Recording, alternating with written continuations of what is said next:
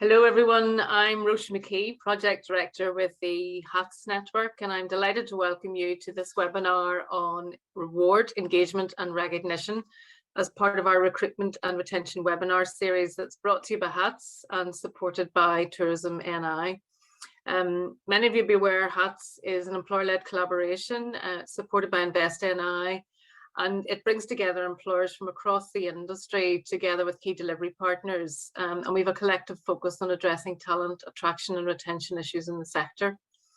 So this particular series is being delivered to help businesses to recruit and retain a sustainable workforce and to support the implementation of our hospitality and tourism commitment, which is a voluntary code of conduct which was launched recently by HATS to improve the attractiveness of hospitality and tourism as a provider of good quality employment and a great place to work. The commitment covers critical areas such as providing good quality training, work-life balance, wider employee support, which our webinar series dives into in more detail. So for this particular session, we're putting the spotlight on the topic of reward, engagement and recognition. And I'm delighted to welcome and introduce JP Taggart of Core Impact, who will be discussing the importance of communication, feedback and recognition within your teams, and critically how to build it into your everyday operations. JP is no stranger to our industry. He has over 10 years experience leading and developing teams within the hospitality and leisure sector, where he has acquired a wealth of experience in strategic management and leadership with a strong focus on organizational culture. JP shares a real passion and enthusiasm for working with and developing people and supporting businesses to deliver sustainable, effective, positive team cultures. So I'm delighted that JP, you're able to join us, and it's over to you. Thank you. Thank you so much, Roisin. I really appreciate that lovely introduction. And I'm so excited to be here. Really delighted to be talking about this topic today. It's so important right now with the challenges that the industry have faced in the last number of years with the pandemic and just running your business in general. So we're going to, I suppose, deep dive. And I think it's important to highlight before we get into the content here, we're not trying to remake the wheel or reinvent the wheel. We're going to talk about things that you know about. But what I hope we can try to do is provide some insights that even though we know what we should be doing, why aren't we doing it? And hopefully I can give you some top tips. Hopefully we can focus on some areas that maybe you'd like to spend more time on and that you don't get the opportunity to just because of the environments that we work within. So look, let's get into it. Today, as I said, we're going to talk about recruitment and retention, reward, engagement and recognition. And the tagline we've got for this is keeping the chat going and the thanks coming. So really delighted. Let's look at it. Really excited to get into this, guys. Okay, so particularly the main elements of this workshop today, we're going to hone in on, as Roisin mentioned, culture. Using culture as a starting point to engage, reward, and recognize your teams. And effectively, what we're trying to do is we're trying to highlight what that looks like. I've got a bit of a roadmap that you can use, and I would hope that you could take this webinar and the slides that we can make available to you if asked, and you can then use that moving forward to implement into your team and hopefully impact your culture. We're going to look at understanding communication at its core. What is it? How is it broken down? And how, as leaders, can we use that to impact our team in a positive way, to effectively communicate, but also engage, which of course we hope would lead to motivation and then add up to keeping people for longer, because that is an issue we have in the industry, attracting the best talent, holding on to them while we have them here. We'll look briefly, because we could do a whole webinar on emotional intelligence, but we'll look at emotional intelligence as a tool and how it can be used to engage more effectively. And again, this is more focused on leaders and how they can use this too, but also maybe how you could use it within some of your incentives and to improve your team's communication. And lastly, we'll look at reward and recognition, but reward and recognition that works for the industry. And I know this is a topic, having worked with as many clients as we have, having been a hospitality manager and a family entertainment center manager for a long period of time and working with teams, I know how difficult it can be to create incentives that people within the team actually motivate them and engage them. And I can maybe highlight some of those and give you some small top tips on how we can do that. So let's get stuck in. Firstly, hospitality and tourism plays a big role in Northern Ireland. Okay, it's important to remember that, and I always like to highlight the fact that no matter what our memories are in terms of socializing, there's always some element of hospitality in that, you know, and specifically where we live in the world, we're very unique. We have so many attractions that people all around the world want to come and see. And it doesn't just start and stop at the North Coast or Game of Thrones. There's so much more that we have to offer. And so it's important to remember it's such a pivotal role that plays in our economy. You know, prior to COVID, the hospitality and tourism sectors actually sustained more than 60,000 jobs across Northern Ireland. 1 in 20 jobs in Northern Ireland were within this industry, and it contributed about £1.1 billion to the economy. So it's no joke. We all know it. We all love it. You know, when we meet up with our friends, we're in a cafe, we're in a bar, a restaurant. When we're celebrating the biggest events in our lives, birthdays or weddings or graduations, we're usually going to a hospitality setting to do so, because that's where we get social, isn't it? And we're social beings. We love to be social. And when you speak to anybody who's passionate and works within the industry, you usually find that they're really engaging, that they're somebody who really loves what they do. And that's what we're trying to replicate here. That's what I hope this session can help you do, to incite that excitement in your people from the moment that they're in contact with your business. And I'll talk about that. What is the first touch point when you're recruiting?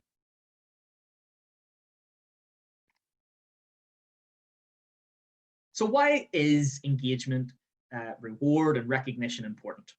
Okay, so when speaking about an ongoing campaign to attract more people to the hospitality and tourism industry, the Tourism NI Director of Strategic Development, big title, David Roberts, said, recruiting into the hospitality and tourism sector has been challenging for a number of reasons, for a number of years now, due to the speed at which the industry has grown. And tackling this alongside reducing staff turnover are both clear priorities for the sector. Okay, now I mentioned it a little earlier, reducing staff turnover, so important, so important. And it's important to remember that people have left the industry. Now, of course, when the lockdowns came in place and there was restrictions, we as businesses found it difficult to gain clarity for ourselves, let alone being open, honest, and transparent with our teams. We didn't have the answers that they were asking, or to the questions they were asking. And so it's important to remember that reducing staff turnover is so important moving forward and for the growth of the industry. And if we don't tackle that, it's going to be a major issue. And I know already that there are industry experts who are saying that we're really concerned about the skill gap that has emerged and will continue to emerge within the industry. So when we think about why people are leaving, of course, I've mentioned the pandemic, but there's more to it than that. And this has been an issue within the industry for a while. Some of the common reasons why employees leave are, number one, they don't feel valued. You know, many organizations within the industry, they're paying in and around and are just above minimum wage or national living wage.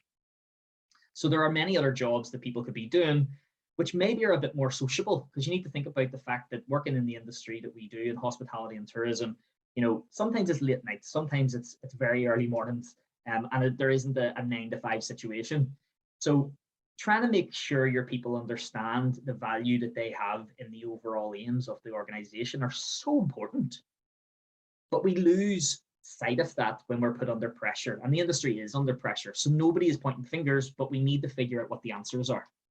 And so simply by making your people feel valued, you will hold on to them.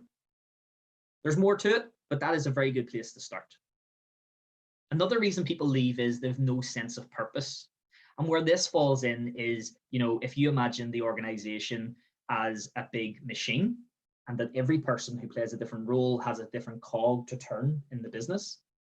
If one of those cogs aren't turning, the machine can't turn itself, it can't work, the engine will shut down, the business isn't going to work to the best it can.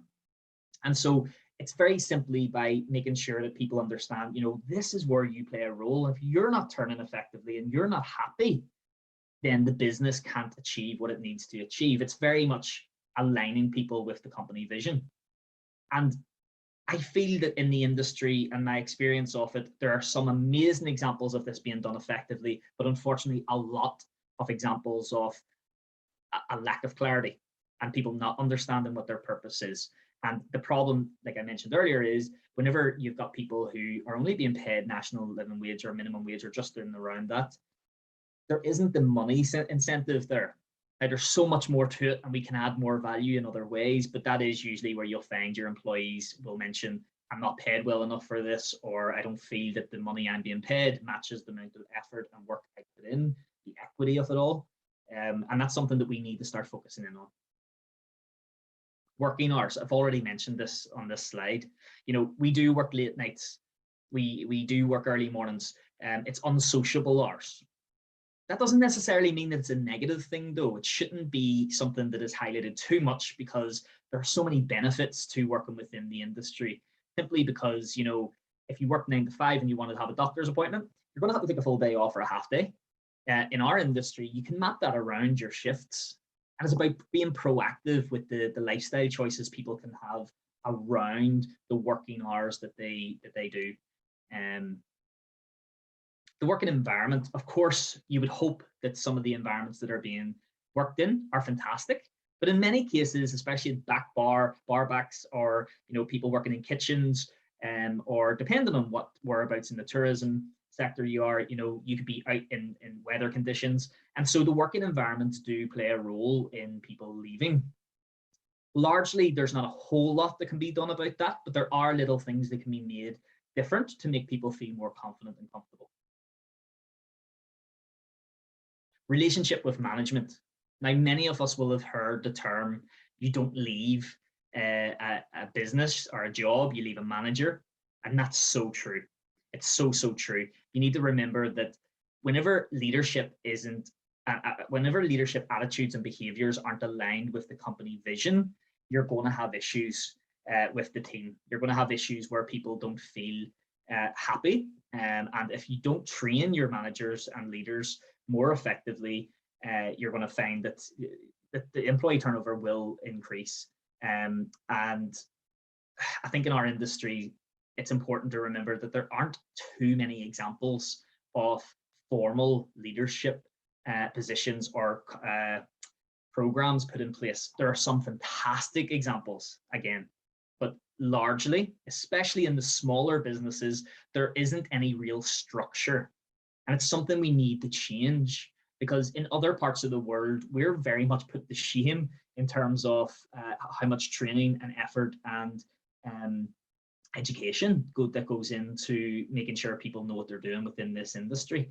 And I believe we have a superpower where we live. I believe that hospitality is one of our biggest strengths, and certainly that maps into our tourism. But I feel that if there was a broader approach, like we're trying to achieve here, a general consensus or a standardized approach that HATS are helping create here, we can hopefully, as an industry, come together and have these standards. And we talk about the golden rules, which I'll mention a few times as we go through this session. But if we have these standards, we can at least then create that quality increase. And of course, then become employers of choice. That's a term you'll hear quite a lot now, or employer brand or employer of choice. There's an opportunity for you to really be there, especially on a world stage, but we're talking about Northern Ireland, and I'll not go off on a tangent. And lastly, the lack of development opportunities. And again, this kind of comes back into creating a more structured program for people to develop, a structured program for people to feel that there is a future within the business that they're working or within the industry. And I feel that we could be holding on to a lot more people, and we could be attracting a lot more talent if we took these things seriously. Because again, like I said at the start, we know that these are issues. It's just that we're not being proactive or innovative enough to come up with solutions. So what I wanted to do was start by looking at the employee journey to aim for, okay? So I talked about touch points a little earlier, And I want you to remember that whenever you're attracting somebody to your business, the first touch point is not whenever they're in the room and you're interviewing them. It starts way before that in the recruitment process. It actually starts from the moment that you put any type of indication online or anywhere, it's mostly all online now, that you want to recruit. Okay, so that first touch point is actually an opportunity for you to create a first impression.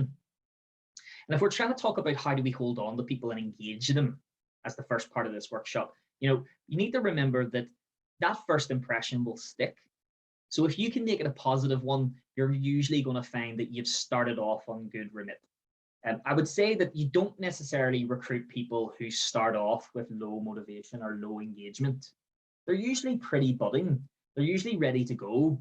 And it's important to keep that high expectation from the point at which they look at your advert for a job and all the way through the process. So in this process, what I want to highlight is we do all of the things I'm about to talk about, but do we actually maximize the opportunity to make it a really positive experience for our team? And that's why we call it the employee journey, because there's experiences across the line.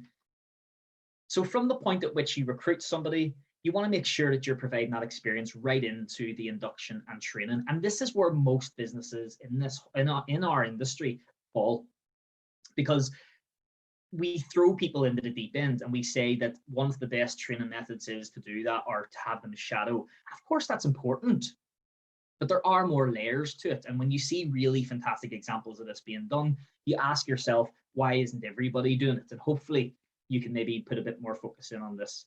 Like, fair enough, there's a lot of time and effort that goes into recruitment. On average, across all industries, a study was done in the UK, and it said that the average across all industries is about £3,000 to recruit, induce, and train somebody to get them to the level where they're contributing to the business and its aim. £3,000 per person is a lot of money, especially if you're a cafe, especially if you're a sightseeing tour who you only have 2 or 3 people working for you. That's a lot of money to lose out on. It's important to start on such a positive note, not necessarily putting too much pressure on making sure it works out every time, but to have a consistent approach to bringing quality people in, showing them the value that they are going to add to your business. And in that induction and training process, after you've recruited them, is the next touch point that you can focus on. Now, people will naturally go through this journey. They'll be recruited, they'll be induced and trained. Then they'll be learning and improving as they go through. So, nothing beats on the job, of course, right? So experience, it's better than anything. But it's in this process, it's making sure that from the induction and training, you don't just leave them be. There needs to be a structure in place, something that is to do, and I'll talk later on about what those specific structures can be, but it's understanding that you need to have some sort of program that they're following or you're following in order to map out the journey for the person. Because if you just drop them off after induction and training and then the expectation is up here, they're never truly going to meet that expectation, because people do lull, and there's many factors that will impact their engagement levels and their motivation levels. And usually it starts from leadership or the owners of the organization. So what you'll find is people will ambitiously seek opportunity. And this is a pivotal point in which they may have been with you for a number of months already, and they're actually looking for more opportunity. And as an industry, in the way we run our businesses, it's important to remember we have to have something ready to go for them, or at the very least, from a personal perspective or a professional perspective, we can build their skills so that they are ready to add more value to your business, or in fact, maybe even some other business. Now, that might sound counterintuitive, that you're open to the aspect that somebody may actually leave your business. But if we start reshaping how we run our organizations, if we hold on to people, if we try to hold on to people too long, and they have much bigger ambitions than running the organization the way you want them to, or being in your organization, you're usually going to lose them faster anyway. In my experience, the best thing to do is improve those people to the best of your ability and signpost them to any other further training or even experiences in other businesses that they can have. And this is about looking at the industry as one team. Of course, we all need to have competitive advantage. Of course, we all need to make sure that we're working together, are running our own businesses and profit. But if we start looking at it as an industry-wide approach to improving our industry for generational change, you will find that having this approach, you will attract the best people anyway. And so your business will get the benefit out of having the best people. So don't be afraid to provide opportunity within your business, hopefully, but if not, signposting them to where they can find it elsewhere. And given that development opportunity, providing that growth. So how do you do this? How do you do all this? Because that's all well and good, me talking you through a nice wee employee journey. Well, it starts with culture. As Roisin said at the start, in the work we do with Core Impact, we're working with the organizations within this industry and other industries, but with such a passion for this industry. So we love working with our clients who work in it. And we tell them, you need to start by developing a winning culture.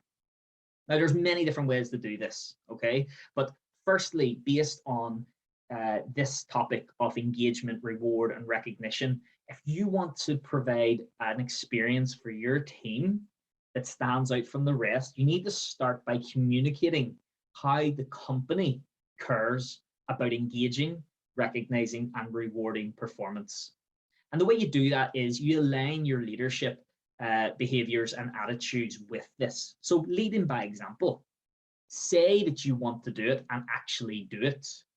You know, it's not lip service. You're saying and doing, and it's having that integrity to roll that out in the behaviors of the organization, specifically their leaders. It's developing a team of culture champions. And you might ask what that is. Okay, now that's a mixture, if possible, of formal and informal leaders. So we all know that one person in the team that everyone looks to. We all know that person that sometimes if they want to make life difficult, they can. And it's about identifying those people as informal leaders within the organization. As well as managers, you've got the team members. Top tip, it's the person who, whenever they're asking for everyone to go out on the night out, or they're helping you create some interest around a Christmas dinner, it's the one that everyone listens to. That's your informal leader. And there's a few of them. Identify them, get them on board for what you're trying to achieve. This is your KPIs. This is improving the spend per person who's coming into your business. The footfall, making sure you're generating more interest. It's the KPIs in relation to how many views and how many reactions to your Facebook or LinkedIn or Instagram posts are getting. Figure out who these people are and align them. They don't have to necessarily be paid more money for doing a more interesting role. It's about job enrichment. Now, the first thing you're going to hear from your team is, well, I should be paid better. Maybe you could pay them better. But if you're not in that position, what you're doing is you're selling a development opportunity for them. And that's what's so interesting in the industry. There's so many development opportunities. There's, you know, it has given so much to me. That's why we're here and we want to give back. We want you to see that you can grow some amazing people through the organization, and they may leave you at one point. The high likelihood is that they will. But if you can create as much of a cohesive group of people who are aligned to showcase what your business can do, will you really be that annoyed that they leave and they move somewhere else?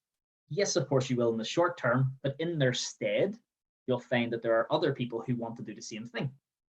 And so it's having that holistic approach to knowing that you can build a team of people who generate more people coming through the organization. And this is strategic level thinking now.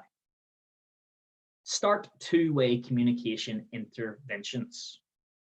It's so important that you take the time to provide information on a one-to-one basis. You know, we're in the industry we're in, it's face-to-face. That's why the pandemic was so difficult for us, because we can't go online. We can't just do our classes or you can't serve a coffee, or you can't show somebody specifically a place while you're online. So provide face-to-face, when possible, communication. But action the feedback that you get from your team. If you speak to your team and say, we've got an issue here, we have a problem, and we want to better ourselves, or we want to provide a new opportunity or new experience for customers, listen to what the team have to say, because largely they're the ones who know best. And it's not getting outside that mindset that they don't know best. They do know best, because they're working with your customers. Work with the team to create that environment that they feel heard and valued. And the way you do that is actually actively listen. And we'll talk about communication in a moment. but it's becoming an employer of choice. It's understanding that you can stand out regardless of the size of your organization, regardless of the income your business actually makes. You can actually be somebody that people want to come and work for, and as a result, your business will grow. So at the very basis, focus on this slide. Make sure to take the time to do these things. And I guarantee you will see an impact. You will see that your employee turnover reduces. You'll see that your profits will increase. And hopefully you'll find that becoming an employer of choice is that little bit easier. Engagement. Let's get into this. Communication and feedback, okay? What is communication? Well, communication is a process of exchanging information, ideas, thoughts, feelings, and emotions. And that's through speech, signals, writing, or behavior. In the communication process, a sender, in this case me, encodes a message and then using a medium or a channel sends it to the receiver, which hopefully is you who is listening, who decodes that message based on the way I've actually sent it to you. And after processing that information, sends back appropriate feedback and a reply using a medium or channel. Okay, so that's very technical term, but essentially it's whenever I decide to say something to you as a team member or as a customer, it's how you perceive that message and then what you say back to me. That's two-way. Okay. The communication process. Okay, this is sending and receiving information. Number one, okay, it's important to understand what are the elements of the communication process. Okay, so there are three elements. And you know this, but it's whether or not you utilize it is the big difference between success or not, okay? So verbal, this is what you say, okay? This is the words that you use.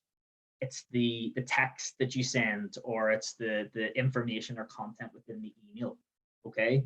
And it's the what in what you're saying, okay?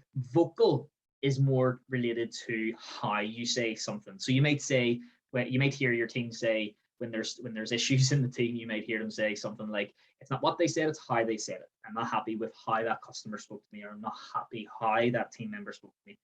And it's the pitch, it's the tone, it's the pace, it's the volume. You know, if I speak very loud to you, I may be speaking to a larger audience and I'm trying to be very clear and concise. If I speak really low, it might be because it's a one-to-one conversation. I want you to hear me and know that I'm being present. And emphasis would fall into vocal. You know, the emphasization, the emphasis, sorry, on you know, a singular word in a sentence can change the whole meaning of the sentence. You know, I did not say that she fell over, or I did not say she fell over. You can change that about, okay? Non-verbal, right? This is the one that provides the first, usually if it's in person, the first impression for somebody.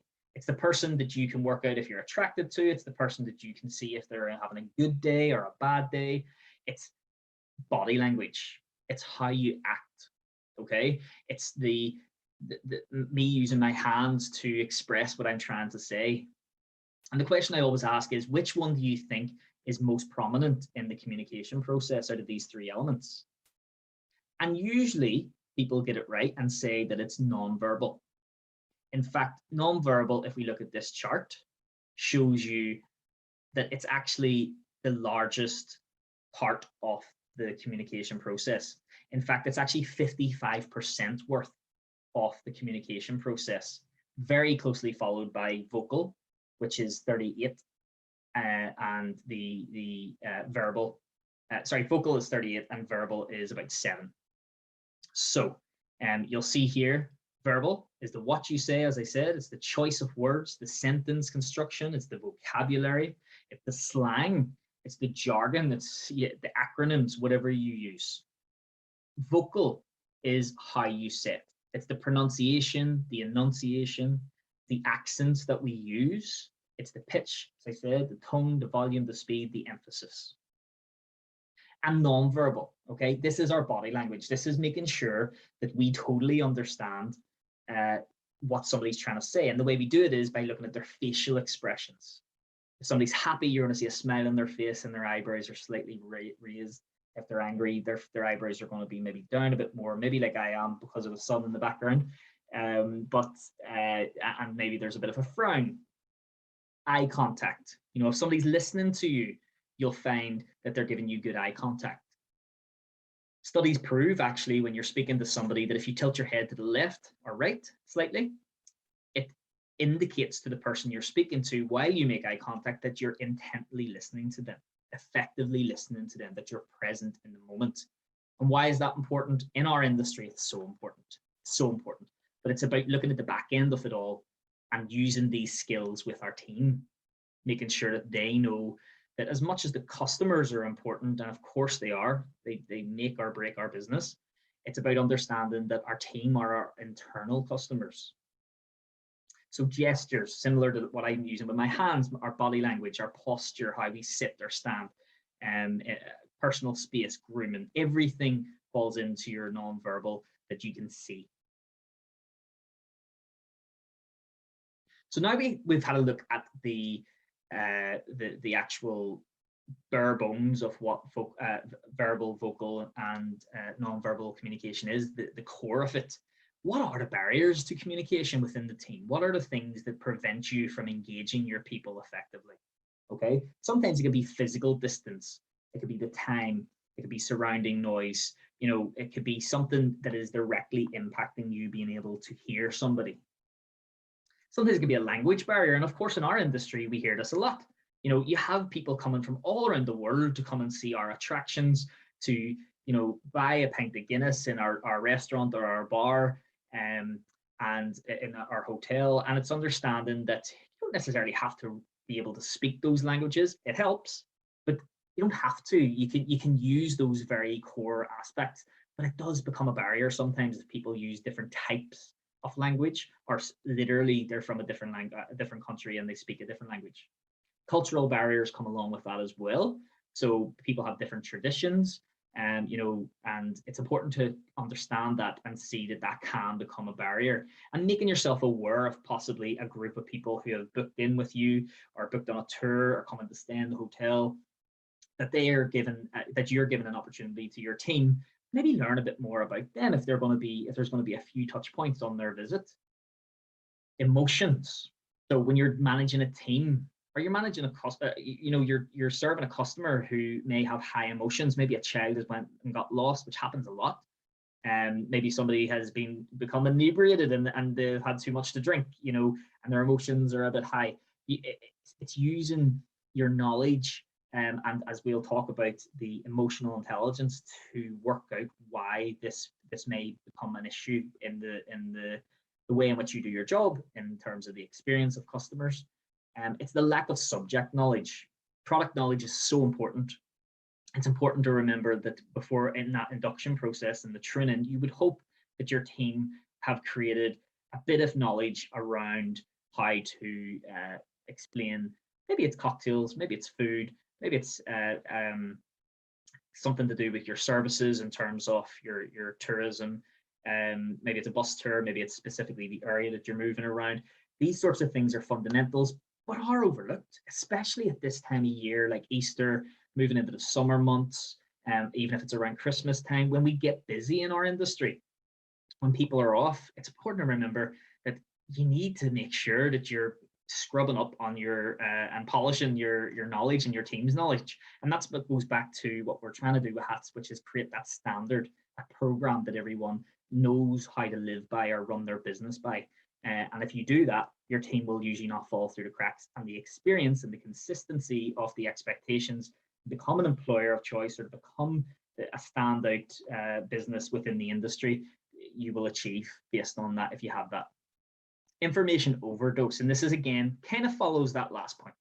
It's making sure that you don't change the menu every single day for the sake of changing the menu every single day, or adding new alcohol or soft drinks to the menu or into the bar, or changing the coffee. Make sure that you're not just throwing too much, and refine what needs to be said. I certainly know that whenever I'm getting a million emails, it's hard for me to show full 100% interest in every single email if it all comes in at once. And it's about making sure how to provide that information to the team, whether it's a stand up before service starts, whether that's an email notification or even if it's a WhatsApp group, albeit that you make sure that GDPR is looked after, that you pass to the team that only important messages are put in there. Bypassing things, not focusing in on them, making sure that you put the right amount of importance on a topic. Limited frame of reference, and making sure that you figure out exactly what it has happened, or if it's a breakdown in customer experience, really taking the time to deal with the customer first and foremost, but also make sure that you're maximizing the experience next time and fixing the problem. And of course, lack of listening skills and physical distractions, which is similar to the start point. If you're not actively listening to your team or your actual customers, then what are we doing? Just some other points around overcoming communication barriers. Realize that communication is imperfect. Okay, no one is perfect at communication. Sometimes we're really good, sometimes we're not so good. Personal life gets in the way. The idea of your problems stay at the door are gone. It's really important to remember that your team aren't going to be at their A game every single day. We can have that expectation, but we also have to have an allowance for people being people. We are, by human nature, human.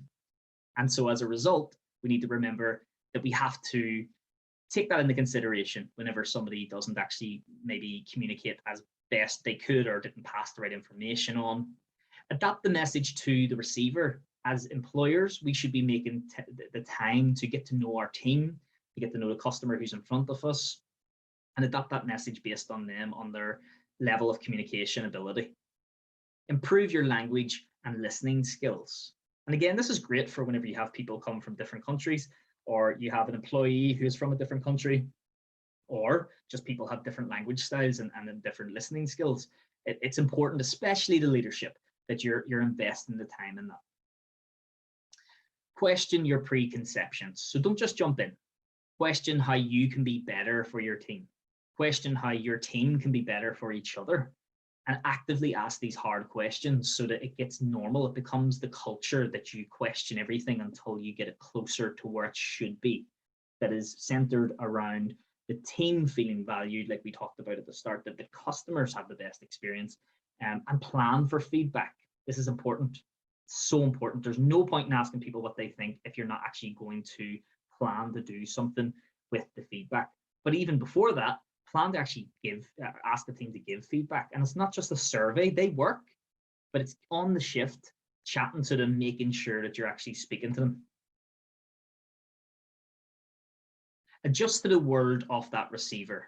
Use the feedback that you've built up. Use face-to-face communication. And I'm aware that I'm reiterating some points here, but I can't drive home enough. Face-to-face communication in our industry is so important. Use reinforcement. So reiterate what you're saying, but also whenever you're communicating something, if it's positive reinforcement, you can use it. If it's constructive criticism, sometimes maybe you need to monitor it. And if you keep seeing it being done, you need to keep reinforcing what the quality is, that is the expectation. Use direct and simple language. Don't use jargon. When you make an assumption that somebody understands where you're coming from, what happens is there's a breakdown of communication. People feel awkward.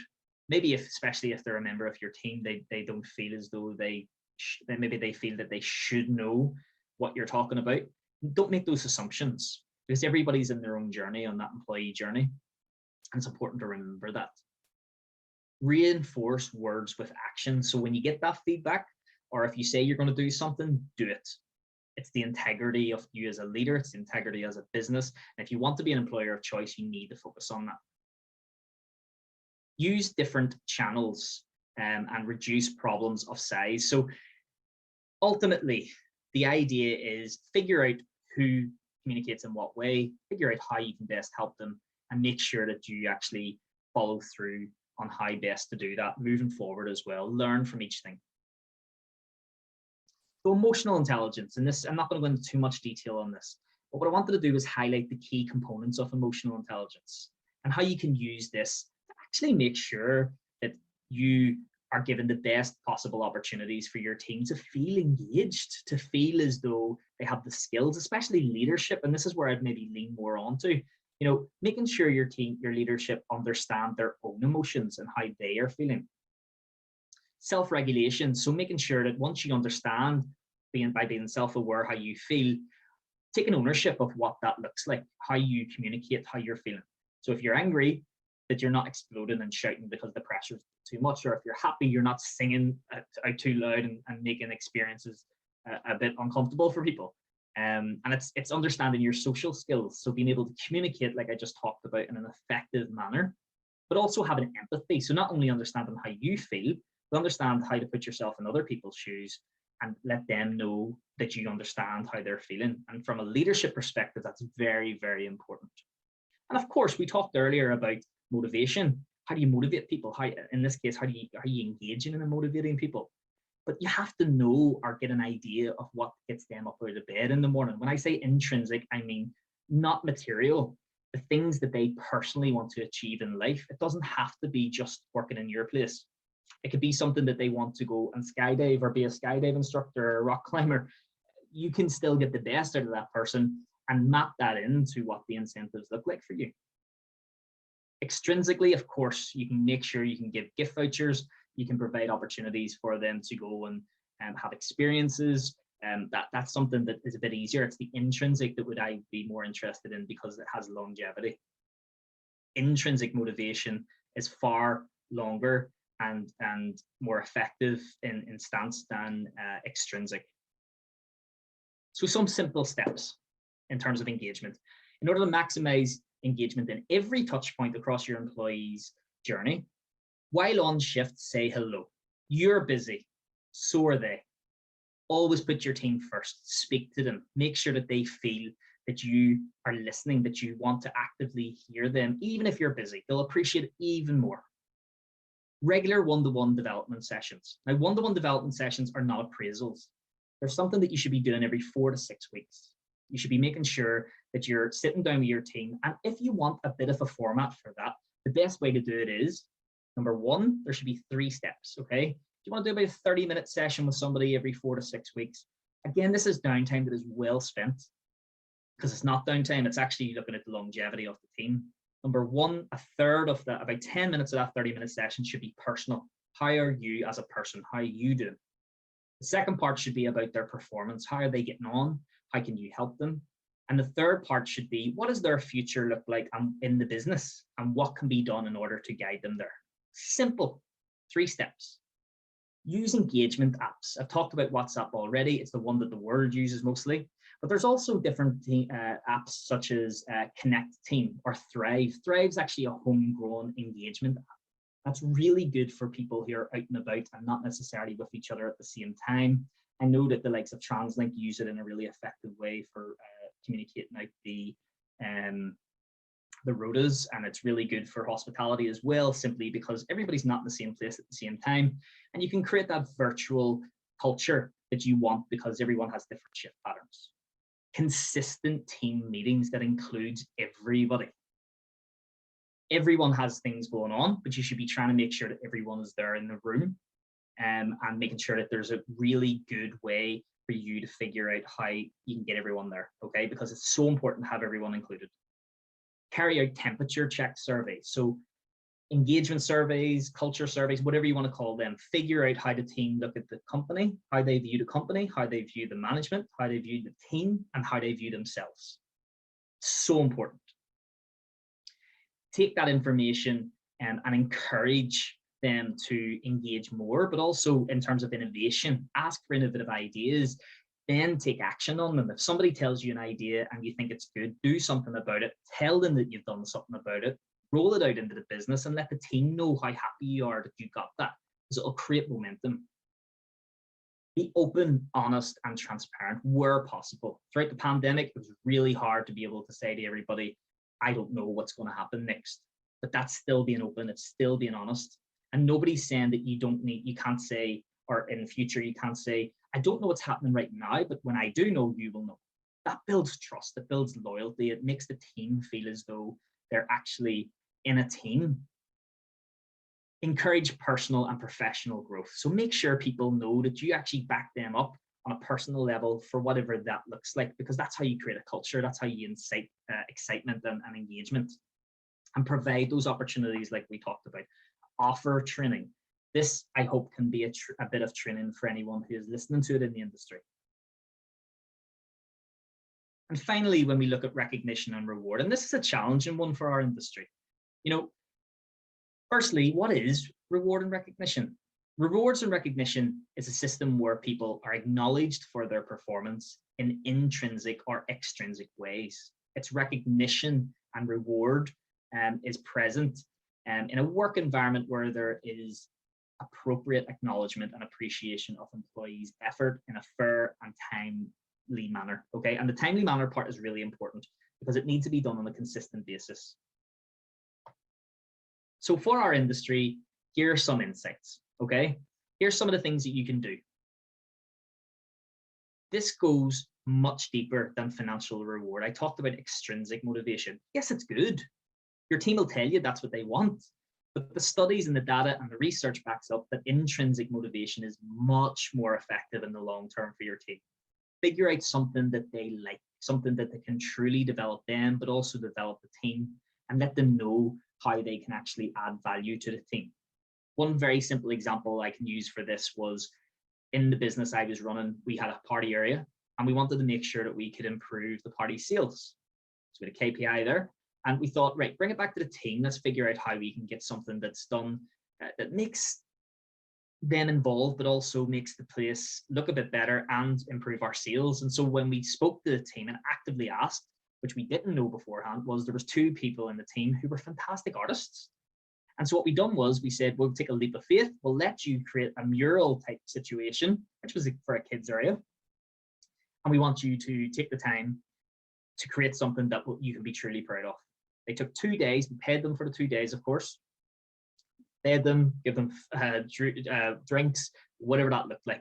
And what actually happened off the back of that was they were so proud, and the rest of the team were so proud of that, we found that our sales increased by 20% in the next quarter for birthday parties, because people wanted to talk about it. There was a narrative, there was something that they could get behind, which was their 2 team members, as well as a beautiful wall that took time and effort and pain to get it done. And so that was an intrinsic motivation because they had a sense of worth, a sense of purpose. They understood where they fit in to that specific KPI. That's just one of many examples that you can do. You can use to increase the motivation and the engagement. And in this sense, recognize and reward. We give them gift vouchers, by the way, off the back of that as well. So we've doubled it up. Get focused on creating a clear and consistent reward and recognition program. Really actively think about it and communicate this program to your team. But you have to be consistent off the back of that. You have to be. You can't say you're going to do it and not do it. The industry is what it is. It's always going to be busy. It's about taking the deliberate, prioritized time and have non-negotiable time booked out so that you can really focus in on these things. It's asking each team member how they would like to be recognized and rewarded. Imagine that. Utilize the benefits of working in the industry. So what I mean by this is engage with other businesses. If you're a hospitality business and you're speaking to another hospitality business, I've done this in the past.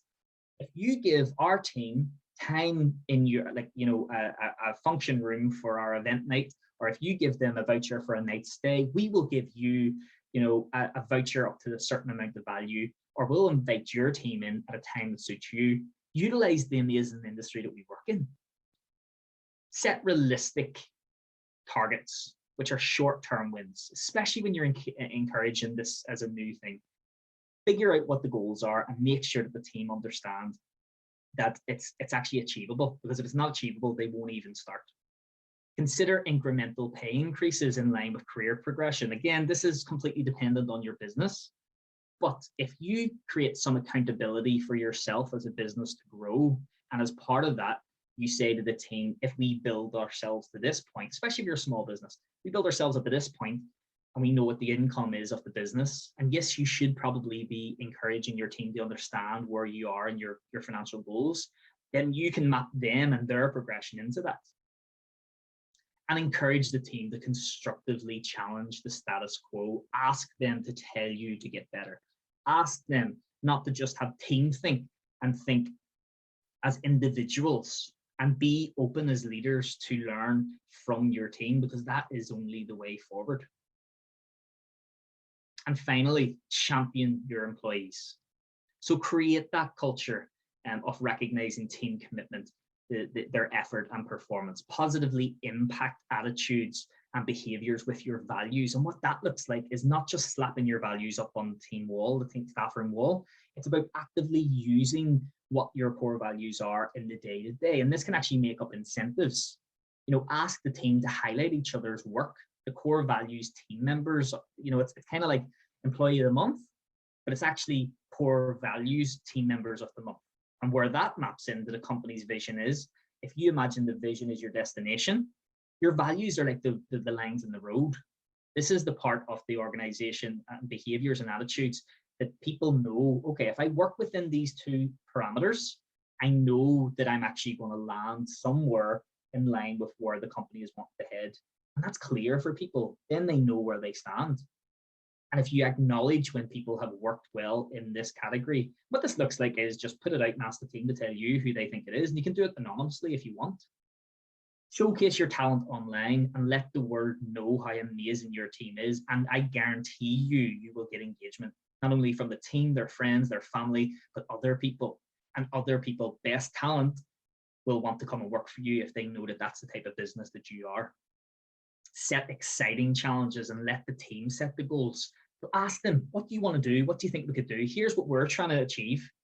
Where does that fit into you and your daily role? Tell us what you think we could do, or what would you like to do that is exciting. Listen to the team. Actively nominate your team for industry awards. One of my proudest moments in my hospitality career has been that I was nominated and thankfully won the 2018 Institute of Hospitality Award for General Manager of the Future. I remember the pride. We've been to the awards before, but I remember the pride then and every other night since, or before and since, should I say, that them awards have been on in feeling part of the hospitality industry and the hospitality and tourism industries, because it's amazing. Whether you're a bar person, or you're somebody who cleans rooms, or you're somebody who is a manager of a hotel, we are all part of the same industry. So recognize that and let your team feel part of that. Encourage your team to participate in industry training like this, you know, like the Institute of Hospitality, and like working with the Springboard charity, who are all about the hospitality industry and anything linked to tourism and training that goes along like with that, and become that employer of choice if you do that. Guys, we've focused on using culture as a starting point. We've looked at communication and engaging your team. We've even looked a little bit about emotional intelligence as a tool. And finally, I've given you some points and some, hopefully, pieces of information that are food for thought in terms of what you can do in order to build incentives, to engage your team, and actively recognize and reward the amazing work that they do. It's been an absolute pleasure. I really look forward to, and I'm excited to see what the industry will do moving forward. And if you need any more information, please reach out to us. We're always happy to help, whether that's us as Core Impact, Tourism NI, or the HATS network. Thank you, guys. Thank you, JP. A really engaging presentation there, packed full of advice, practical tips, and inspiration for employers to support their employee engagement, their reward, and their recognition practices in their business. And right now, I'm delighted that you will be joining us for the next webinar session in the series on wellbeing practicalities and work-life balance. And we look forward to hearing from you further then. I'd also like to thank Tourism NI for supporting this webinar series with us, and to all of you, thank you for attending. I hope you've gained real value and insight from the webinar, and that you will join us for others in the series, which you'll find details on our webpage, hatsnetwork.co.uk. So all that remains is for me to thank you again for joining us, and continued success in focusing on your people and implementing our hospitality and tourism commitment in your business as a standard to give you stand out as an employer of choice, and also helping our industry collectively to make hospitality and tourism a great place to work. I look forward to you joining us again soon. Thank you.